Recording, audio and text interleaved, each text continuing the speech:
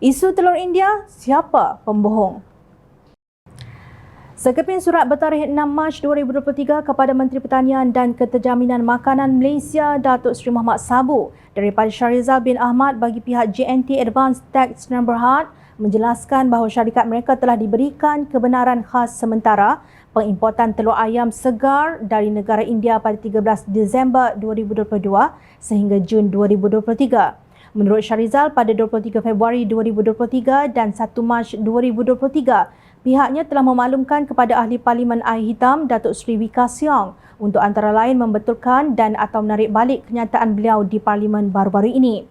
Jom channel kongsi kenyataan JNT Advanced Tax Sdn Bhd berhubung beberapa perkara yang disebut oleh Ahli Parlimen Air Hitam itu sebagai tidak benar, iaitu pertama, tempoh perjalanan kapal dari Chennai, India ke Pelabuhan Klang memakan jangka masa 4 hingga 5 hari dan bukan 3 hingga 4 minggu seperti yang dinyatakan oleh Datuk Seri Wee Ka Siong, dan dengan demikian kesegaran telur yang diimport tidak berkompromi.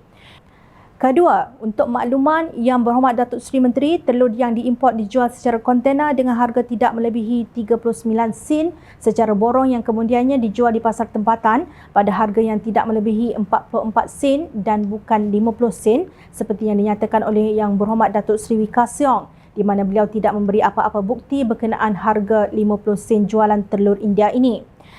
JNT Advanced Tax Sdn Bhd menuntut Ka Siong pembetulan fakta-fakta tersebut di Parlimen untuk meyakinkan rakyat tentang langkah-langkah yang diambil oleh kerajaan bagi menampung keperluan tempatan pada masa itu akibat kurang pengeluaran telur di pasaran tempatan yang sangat serius.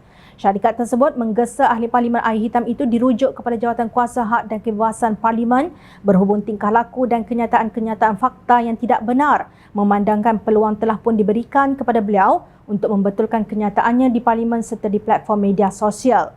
Kata Shahrizal, Ka Siong telah mengelirukan serta merunsingkan rakyat jelata. Surat JNT Advanced Tax Sdn Bhd juga menyertakan lampiran bukti tempoh perjalanan dari Pelabuhan Chennai ke Pelabuhan Klang dan bukti harga jualan DNSK 43 sen bagi sebiji telur. Sementara itu, KPKM menjelaskan 5 fakta yang terpakai hari ini berhubung telur dari India, iaitu fakta pertama, tidak melibatkan sebarang dana awam. Syarikat pengimport tidak mendapat subsidi dan pengecualian cukai. Segala risiko ditanggung sepenuhnya oleh syarikat tersebut. Fakta kedua, tiada kontrak dianugerahkan, hanya kelulusan khas bagi mempercepatkan urusan mencukupkan kekurangan bekalan telur ayam tempatan. Fakta ketiga, kelulusan khas yang diberi bukan bersifat eksklusif kerana permohonan mengimport telur terbuka kepada semua pihak yang berminat.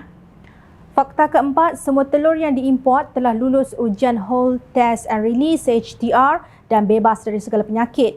Dan fakta kelima, kelulusan khas boleh ditamatkan pada bila-bila masa sekiranya bekalan telur ayam tempatan kembali stabil dan mencukupi. Semua fakta yang dikeluarkan oleh KPKM selari dengan maksud surat JNT Advanced Tax Sdn Bhd. Harga telur India tidak melebihi 44 sen dan bukan 50 sen. Telur dari India juga selamat untuk dimakan kerana telah melalui prosedur operasi standard SOP yang diwajibkan sebagaimana telur ayam air hitam. Justru, siapa yang berbohong? JNT Advanced Tax Sdn Bhd, Mohamad Sabu atau Wee Ka Siong? Carian Jom Channel juga mendapati perjalanan laut dari Port of Chennai yang terletak di Tamil Nadu ke Pelabuhan Klang memakan masa kira-kira 2 hari 19 jam sahaja. Wee Ka Siong naik kapal apa sampai 3 atau 4 minggu baru tiba dari India ke Malaysia. Presiden MCA itu boleh berlindung di sebalik imuniti sebagai Ahli Parlimen untuk bercakap apa sahaja.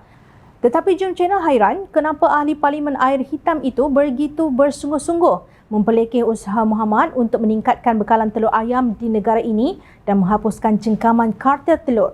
Sedangkan apa yang dilakukan oleh Mohamad adalah selaras dengan konsep Malaysia Madani yang dibawa oleh Perdana Menteri Datuk Seri Anwar Ibrahim. Amanah memperjuangkan konsep rahmatan lil alamin, memerangi kartel makanan termasuk isu bekalan telur adalah sebahagian daripada ajaran Islam. Amanah bukan PAS yang membisu apabila Wee Ka Siong berteriak, "Saya tak mahu dengar ini kerajaan Melayu Islam." Jom Channel memihak kepada kebenaran dan keadilan. Ingat, rakyat sentiasa memerhati.